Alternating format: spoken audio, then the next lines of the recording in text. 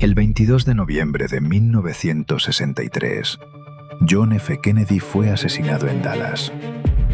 La versión oficial señaló a un único responsable, Lee Harvey Oswald. Sin embargo, durante más de 60 años, millones de personas han dudado de esa conclusión. ¿Por qué? ¿Qué ocurrió para que uno de los asesinatos más investigados de la historia terminara generando tantas sospechas? Testigos que creyeron escuchar disparos desde otro lugar. Una bala cuya trayectoria sigue provocando controversia. Dudas alrededor de la autopsia. El asesinato de Oswald antes de que pudiera ser juzgado y las posteriores revelaciones sobre las actividades de las agencias de inteligencia estadounidenses son solo algunos de los elementos que, con el paso del tiempo, alimentaron la idea de que detrás de lo ocurrido en Dallas podía haber algo más. Hoy, en Buscando a JFK, vamos a conocer las principales razones por las que se piensa que pudo existir una conspiración para asesinar al presidente Kennedy.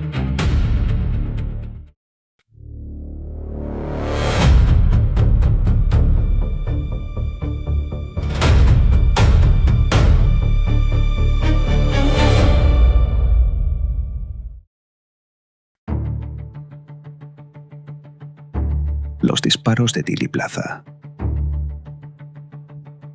Una de las primeras razones para sospechar de una conspiración nació prácticamente en el mismo instante en que comenzaron los disparos. La Comisión Warren concluyó que todos habían sido realizados desde una ventana del 6º piso del Texas School Book Depository, el edificio situado detrás de la limusina presidencial. Allí se encontró el rifle atribuido a Lee Harvey Oswald y desde allí, según la investigación oficial, Oswald disparó contra Kennedy mientras el automóvil avanzaba por Elm Street. Pero no todos los que estaban en Dealey Plaza aquel día dijeron haber escuchado los disparos desde aquella dirección. Algunos testigos señalaron hacia el llamado Grassy Knoll, el montículo de hierba situado delante y a la derecha de Kennedy. Otros aseguraron haber escuchado al menos una detonación procedente de aquella zona, y algunos incluso hablaron de humo cerca de la valla de madera, situada detrás del montículo.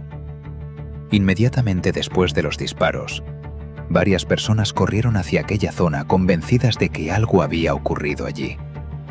Y esto planteaba un problema evidente. Lee Harvey Oswald se encontraba, según la acusación, detrás del presidente.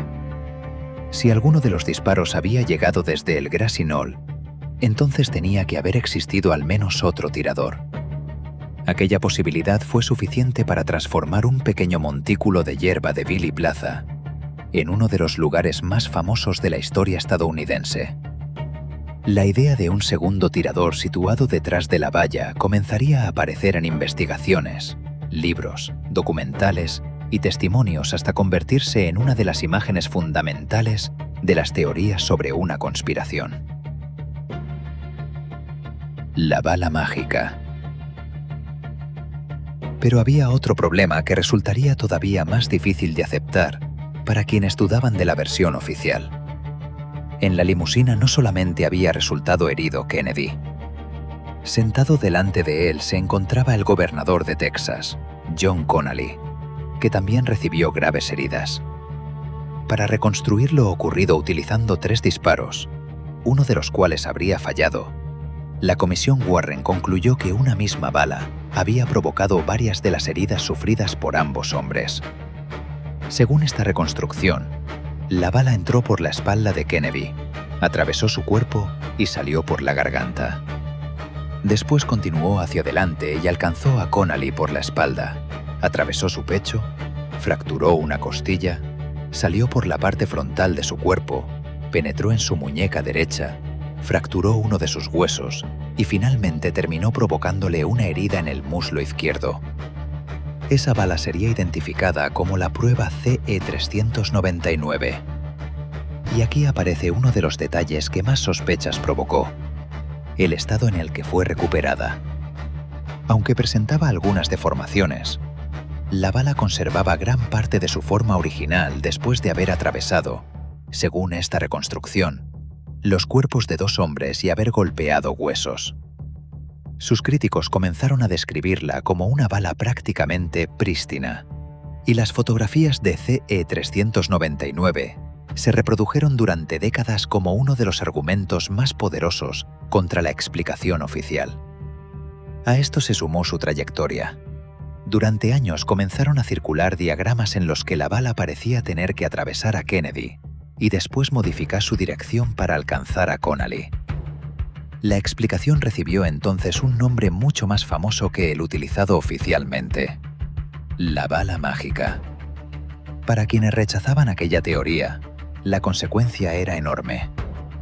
Si una misma bala no había causado todas aquellas heridas, entonces había que introducir otro disparo en la secuencia. Y si había más disparos de los que un único hombre podía realizar en aquel intervalo, aparecía nuevamente la posibilidad de otro tirador. Una sola bala se había convertido así en una de las piezas centrales de toda la sospecha. La película de Zapruder. Y entonces aparece una de las imágenes más famosas de toda la historia del siglo XX. Abraham Zapruder se encontraba en Dealey Plaza grabando el paso de la caravana presidencial con su cámara de 8 milímetros cuando, sin saberlo, registró el asesinato del presidente. En la película puede observarse el momento exacto en que Kennedy recibe el disparo mortal en la cabeza. Inmediatamente después del impacto, su cuerpo se desplaza violentamente hacia atrás y hacia la izquierda. Para quienes defendían la existencia de un segundo tirador, aquellas imágenes parecían extraordinariamente importantes. Si el disparo mortal había llegado desde detrás, desde el depósito de libros, ¿por qué Kennedy parecía ser impulsado hacia atrás? Y nuevamente todas las miradas terminaban en el mismo lugar, el Grassy Knoll. Los testimonios de personas que creyeron escuchar disparos desde aquella zona y las imágenes de Zapruder parecían, para quienes sospechaban de una conspiración, contar la misma historia desde 2 perspectivas diferentes. La película tenía además algo que ningún informe podía tener. No era una declaración ni una reconstrucción escrita. Eran las imágenes reales del asesinato. Millones de personas podían observarlas directamente y sacar sus propias conclusiones. Aquella fracción de segundo, con Kennedy desplazándose violentamente hacia atrás, se convertiría en una de las imágenes más utilizadas para defender la existencia de un disparo procedente del frente. ¿Podía Oswald realizar los disparos? También estaba el propio Lee Harvey Oswald. La versión oficial necesitaba que un solo hombre, situado en el 6º piso del depósito de libros, hubiera realizado 3 disparos utilizando un rifle italiano Mannlicher Carcano de cerrojo. Y desde muy temprano comenzó una pregunta que se convertiría en otro de los grandes argumentos de quienes sospechaban de una conspiración. ¿Tenía realmente tiempo para hacerlo? Uno de los argumentos más repetidos sostiene que los 3 disparos se produjeron en apenas 5,6 segundos, una cifra que años después se haría todavía más conocida gracias a la película JFK de Oliver Stone. El problema estaba en las características del arma. Después de cada disparo, Oswald tenía que accionar manualmente el cerrojo para expulsar el casquillo, introducir un nuevo cartucho, cerrar el mecanismo, recuperar el objetivo a través de la mira y volver a disparar. Las pruebas realizadas con el Mannlicher Carcano establecieron aproximadamente 2,3 segundos como el tiempo mínimo necesario entre 2 disparos. Esto significaba que para efectuar 3 tiros había que accionar el cerrojo 2 veces, consumiendo como mínimo unos 4,6 segundos entre el primero y el tercero. Si toda la secuencia había durado 5,6 segundos, quedaba un margen extremadamente reducido para volver a encontrar a través de la mira una limusina que continuaba avanzando por Elm Street, apuntar y conseguir 2 impactos. No se trataba simplemente de apretar 3 veces el gatillo. Oswald tenía que disparar, accionar el cerrojo, recuperar un objetivo en movimiento, disparar nuevamente, repetir todo el proceso y realizar un tercer disparo mientras la limusina continuaba alejándose. Oswald había servido en el cuerpo de marines y había recibido entrenamiento con armas, pero sus resultados como tirador habían variado durante su carrera militar. Para quienes dudaban de la versión oficial, la combinación de tiempo, precisión y características del rifle hacía difícil creer que un solo hombre hubiera podido realizar toda la secuencia. Y si Oswald no había tenido tiempo suficiente para efectuar todos los disparos, entonces nuevamente aparecía la misma pregunta. ¿Había alguien más disparando en Dealey Plaza? El extraño pasado de Lee Harvey Oswald. Otra de las razones que alimentó las teorías de conspiración fue el extraño pasado de Lee Harvey Oswald y, sobre todo, la manera en que Estados Unidos manejó su salida y posterior regreso al país. En 1959, después de haber servido en los Marines, Oswald viajó a la Unión Soviética en plena Guerra Fría y manifestó su intención de renunciar a la ciudadanía estadounidense. Para muchos, aquello equivalía prácticamente a una deserción hacia el principal enemigo de Estados Unidos. Lo que despertó las sospechas ocurrió después. En 1962, Oswald decidió regresar a Estados Unidos acompañado de su esposa soviética y de su hija, y consiguió volver al país sin que aparentemente fuera sometido a un interrogatorio exhaustivo por parte de la CIA, ni tratado como alguien que podía representar una amenaza para la seguridad nacional. Para quienes comenzaron a investigar su historia después del asesinato de Kennedy, aquello resultaba difícil de comprender. ¿Cómo podía un antiguo marine que había intentado abandonar su país para vivir en la Unión Soviética regresar pocos años después y reintegrarse con relativa normalidad? A partir de ahí, surgió una de las teorías más persistentes alrededor de Oswald, que en realidad podía haber estado relacionado con la inteligencia estadounidense y que su viaje a la Unión Soviética no había sido exactamente lo que parecía. Algunos investigadores comenzaron a preguntarse si Oswald había sido utilizado como agente, informante o pieza de alguna operación de inteligencia, y si eso explicaba la aparente facilidad con la que había podido regresar a Estados Unidos. Nada de aquello demostraba que Oswald trabajara para la CIA, pero para quienes sospechaban de una conspiración, la pregunta era inevitable. Si realmente había sido un simple desertor que había intentado entregar su lealtad a la Unión Soviética, ¿por qué su regreso a Estados Unidos había resultado tan poco problemático? Y si las agencias estadounidenses sabían más sobre él de lo que habían contado, entonces su papel en el asesinato podía ser mucho más complejo que el de un hombre que actuó completamente solo. Oswald en Ciudad de México. A finales de septiembre de 1963, menos de 2 meses antes del asesinato, Lee Harvey Oswald viajó a Ciudad de México. Allí acudió a las representaciones diplomáticas de Cuba y de la Unión Soviética, intentando conseguir documentación que le permitiera viajar a Cuba y posteriormente regresar a territorio soviético. Aquellas instalaciones estaban bajo vigilancia de la inteligencia estadounidense. La CIA controlaba determinados movimientos y comunicaciones alrededor de las embajadas soviética y cubana, lo que significaba que una agencia de inteligencia estadounidense tenía información sobre los movimientos de Oswald semanas antes de que Kennedy fuera asesinado. Después del asesinato apareció además un elemento desconcertante. Entre el material relacionado con la vigilancia, existía la fotografía de un hombre que había sido asociado con las actividades investigadas alrededor de Oswald. Pero el hombre de aquella fotografía no era Lee Harvey Oswald. A partir de ahí comenzaron las preguntas. ¿Quién era aquel hombre? ¿Por qué había sido relacionado con Oswald?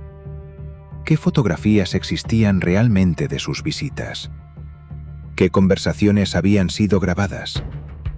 ¿Y cuánto sabía la CIA sobre aquel viaje antes del asesinato? Con los años se conocería que tanto la CIA como el FBI poseían información sobre Oswald antes del 22 de noviembre.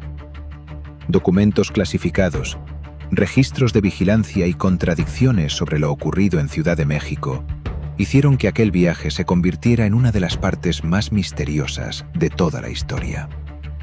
Para quienes sospechaban de una conspiración, resultaba difícil aceptar que el futuro acusado de asesinar al presidente hubiera visitado las embajadas de dos países enemigos pocas semanas antes del crimen, estuviera bajo la atención de las agencias estadounidenses y aún así existiera tanta confusión sobre lo que realmente había ocurrido allí. Jack Ruby mata a Oswald. Pero Lee Harvey Oswald nunca tendría la oportunidad de explicar públicamente ninguna de estas cosas. El 24 de noviembre de 1963, apenas 2 días después del asesinato de Kennedy, estaba siendo trasladado desde los calabozos de la policía de Dallas cuando Jack Ruby apareció entre los periodistas y agentes que esperaban el traslado, se acercó a Oswald y le disparó a quemarropa en el abdomen. Millones de estadounidenses pudieron contemplar prácticamente en directo cómo el único hombre acusado de asesinar al presidente era abatido antes de que pudiera ser juzgado. Oswald murió pocas horas después en el mismo hospital donde Kennedy había fallecido 2 días antes. Nunca hubo juicio. Nunca pudo presentar públicamente una defensa completa y nunca pudo explicar qué había hecho, con quién había hablado o qué sabía realmente. Para quienes comenzaban a sospechar que detrás del asesinato podía existir algo más, la situación resultaba casi demasiado perfecta. El presidente era asesinado un viernes. Su supuesto asesino era detenido ese mismo día y apenas 48 horas después, otro hombre conseguía acercarse a él dentro de una instalación policial y lo silenciaba para siempre. Pero las sospechas alrededor de Ruby no nacieron solamente porque hubiera matado a Oswald. Nacieron también por el mundo en el que se movía. Ruby era propietario de clubes nocturnos en Dallas, conocía a numerosos policías y mantenía relaciones con personas vinculadas al crimen organizado. Años después, el House Select Committee on Assassinations investigaría esas conexiones y concluiría que Ruby había tenido un número significativo de asociaciones y contactos, directos e indirectos, con figuras del AMPA. El comité no afirmó que Ruby fuera miembro de la mafia, pero sus relaciones eran suficientes para mantener abierta una pregunta mucho más inquietante. ¿Había matado realmente a Oswald por iniciativa propia o alguien le había encargado hacerlo? Y aquí aparecía otro elemento que hacía que la teoría resultara todavía más poderosa. La mafia tenía posibles motivos para querer ver muerto a Kennedy. Durante su presidencia, y especialmente bajo la dirección de su hermano Robert Kennedy como fiscal general, el gobierno estadounidense había lanzado una ofensiva contra el crimen organizado de una intensidad sin precedentes. Grandes figuras de la mafia fueron investigadas, perseguidas y procesadas, y organizaciones acostumbradas durante años a operar con relativa impunidad comenzaron a sentir directamente la presión del Departamento de Justicia. El propio Comité del Congreso señalaría posteriormente que aquella ofensiva podía haber proporcionado a determinados líderes del crimen organizado un motivo para querer eliminar al presidente. La historia se volvía todavía más extraña cuando, años después, se conoció que la CIA había colaborado con figuras de la mafia en planes clandestinos para asesinar a Fidel Castro. Eso significaba que personas pertenecientes al crimen organizado habían tenido contacto con los servicios de inteligencia estadounidenses y habían participado en operaciones donde el asesinato político no era simplemente una teoría, sino algo que realmente se había discutido y preparado. El comité que investigó el asesinato en los años 70 consideró que aquellas relaciones entre la CIA, la mafia y los grupos cubanos poseían elementos de motivo, medios y personal que justificaban haber sido investigados mucho más profundamente después de la muerte de Kennedy. Y entonces, el propio Ruby añadió todavía más combustible a las sospechas. Durante una entrevista realizada desde la cárcel en 1965, afirmó que toda la verdad sobre lo ocurrido nunca llegaría a conocerse, y habló de personas que, según él, tenían mucho que ganar manteniéndola oculta. Cuando un periodista le preguntó si se refería a personas situadas en posiciones muy altas, Ruby respondió que sí.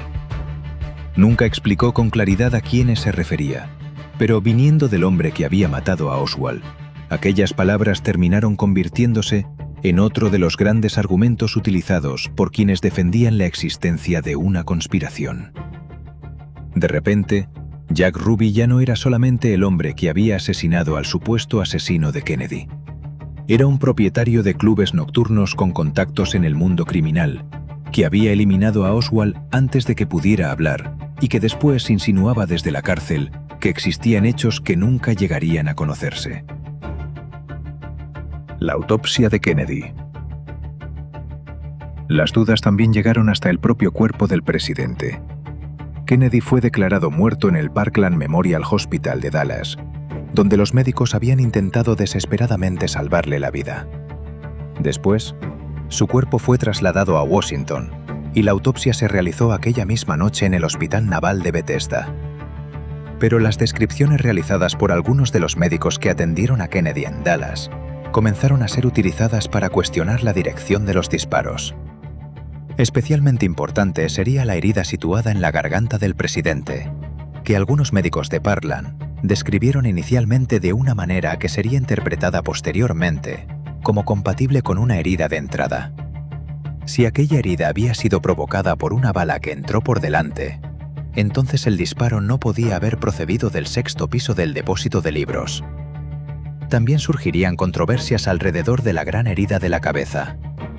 Algunos testimonios de personas presentes en Parkland serían utilizados para argumentar que la localización de la herida que recordaban no coincidía con la que posteriormente aparecía en determinadas fotografías y descripciones de la autopsia realizada en Bethesda. Con los años se discutirían las fotografías, las radiografías, los informes médicos, la posición exacta de las heridas y hasta la manera en que se había realizado la propia autopsia. Para quienes sospechaban de una conspiración, las diferencias entre lo que algunos médicos dijeron haber observado en Dallas y lo que posteriormente quedó establecido oficialmente en Washington planteaban una posibilidad inquietante. Quizá las heridas de Kennedy contaban una historia diferente sobre la dirección de los disparos. Los testigos que murieron. Con el paso de los años, comenzó además a circular una historia todavía más inquietante. Personas relacionadas de una manera u otra con el asesinato comenzaron a morir. Algunas habían sido testigos, otras conocían a Oswald o a Ruby, otras estaban vinculadas a diferentes aspectos de las investigaciones. Accidentes, suicidios, enfermedades, asesinatos y muertes inesperadas comenzaron a recopilarse en libros y documentales hasta formar listas cada vez más extensas. Para quienes defendían la existencia de una conspiración, determinadas muertes parecían producirse en momentos demasiado oportunos y afectaban precisamente a personas que podían tener información importante. Y había un precedente imposible de olvidar: Lee Harvey Oswald. El principal acusado había muerto apenas 2 días después del asesinato, antes de poder ser juzgado. Cuando otras personas relacionadas con el caso comenzaron a morir durante los años siguientes, apareció inevitablemente la sospecha de que quizá algunas de ellas también estaban siendo silenciadas. La teoría comenzaba entonces a adquirir una dimensión todavía mayor. Ya no se trataba solamente de una conspiración para asesinar al presidente. Podía existir también un esfuerzo para impedir que se conociera la verdad. Cuba, los anticastristas y la Unión Soviética. Después de la invasión de Bahía de Cochinos en 1961, numerosos exiliados cubanos anticastristas consideraron que Kennedy los había traicionado al negarse a proporcionar el apoyo militar estadounidense necesario para llevar la operación hasta sus últimas consecuencias. Al mismo tiempo, Fidel Castro sabía que Estados Unidos estaba intentando derribar su gobierno y que habían existido planes para asesinarlo. Oswald, por su parte, se presentaba públicamente como defensor de Castro y había intentado conseguir autorización para viajar a Cuba. Y detrás de todo estaba la Unión Soviética. Oswald había vivido allí durante casi 3 años. Estaba casado con una ciudadana soviética y pocas semanas antes del asesinato había visitado la embajada soviética en Ciudad de México. Todo aquello ocurría apenas un año después de la crisis de los misiles de Cuba, cuando Estados Unidos y la Unión Soviética habían estado peligrosamente cerca de una guerra nuclear. Dependiendo de dónde se mirara, aparecía un posible enemigo diferente. Los anticastristas podían querer vengarse de Kennedy por Bahía de Cochinos. Castro podía responder a los intentos estadounidenses de eliminarlo. La Unión Soviética podía aparecer inevitablemente bajo sospecha por el pasado de Oswald. Había demasiados enemigos, demasiadas operaciones clandestinas y demasiados secretos alrededor del hombre acusado de asesinar al presidente. 1979. El Congreso habla de una probable conspiración. Pero quizá ninguna circunstancia dio tanta fuerza a las sospechas como lo ocurrido muchos años después, cuando el propio gobierno estadounidense volvió a investigar el asesinato. En 1976, la Cámara de Representantes creó el House Select Committee on Assassinations para investigar nuevamente las muertes de John F. Kennedy y Martin Luther King Jr. Después de revisar pruebas, testimonios y nuevos análisis, el comité publicó sus conclusiones en 1979, y una de ellas resultó extraordinaria. El comité concluyó que Kennedy había sido asesinado probablemente como resultado de una conspiración. La afirmación estaba relacionada principalmente con una evidencia acústica que, según los análisis utilizados entonces, sugería la existencia de un disparo adicional y, por tanto, de un posible segundo tirador. El comité no identificó quién habría participado en aquella conspiración, ni pudo establecer su alcance. Pero para millones de personas, aquello era secundario. Lo verdaderamente impactante era que una investigación oficial del Congreso estadounidense estaba utilizando la palabra que durante años había sido asociada principalmente con críticos, investigadores independientes y teóricos del caso: conspiración. 15 años después de que la Comisión Warren hubiera concluido que Oswald actuó solo, otra investigación oficial afirmaba que Kennedy probablemente había sido asesinado como resultado de una conspiración. Para quienes habían dudado durante años, aquello parecía una confirmación llegada desde el lugar más inesperado: el propio gobierno. JFK, la película que cambió la percepción del asesinato. En 1991, el director Oliver Stone estrenó JFK, una película protagonizada por Kevin Costner e inspirada principalmente en la investigación realizada años antes por el fiscal de Nueva Orleans, Jim Garrison. La película reunía en una misma historia muchos de los elementos que durante décadas habían alimentado las teorías de conspiración: la bala mágica, el grasinol, los 5,6 segundos de los disparos, las dudas sobre la autopsia, las conexiones de Oswald, David Ferrie, Clay Shaw, las agencias de inteligencia y la posibilidad de que detrás del asesinato hubiera existido una operación mucho mayor. Su impacto fue enorme. Millones de personas que apenas conocían los detalles del asesinato comenzaron a preguntarse si la historia que habían aprendido era realmente completa. La película llevó discusiones que durante años habían circulado entre investigadores, libros y documentales directamente a las salas de cine, y convirtió nuevamente el asesinato de Kennedy en un debate nacional. Y la reacción no terminó en los cines. La enorme polémica generada por JFK aumentó la presión pública para que el gobierno estadounidense liberara los documentos sobre el asesinato que todavía permanecían clasificados. En 1992, el Congreso aprobó la President John F. Kennedy Assassination Records Collection Act, que estableció un proceso para reunir y hacer públicos millones de páginas relacionadas con el caso. Casi 30 años después de Dallas, una película había conseguido que una nueva generación volviera a hacerse exactamente la misma pregunta: ¿realmente Lee Harvey Oswald había actuado solo? Los documentos que permanecieron ocultos. Y existe una última razón que durante décadas alimentó las sospechas alrededor del asesinato de Kennedy: los documentos que permanecieron clasificados y fuera del alcance del público. Muchos de esos documentos habían sido creados originalmente como material secreto por la CIA, el FBI, el Departamento de Estado y otras agencias del gobierno durante los años de la Guerra Fría. especialmente durante las décadas de 1950 y 1960. Otros fueron generados durante las investigaciones realizadas después del asesinato y en los años siguientes.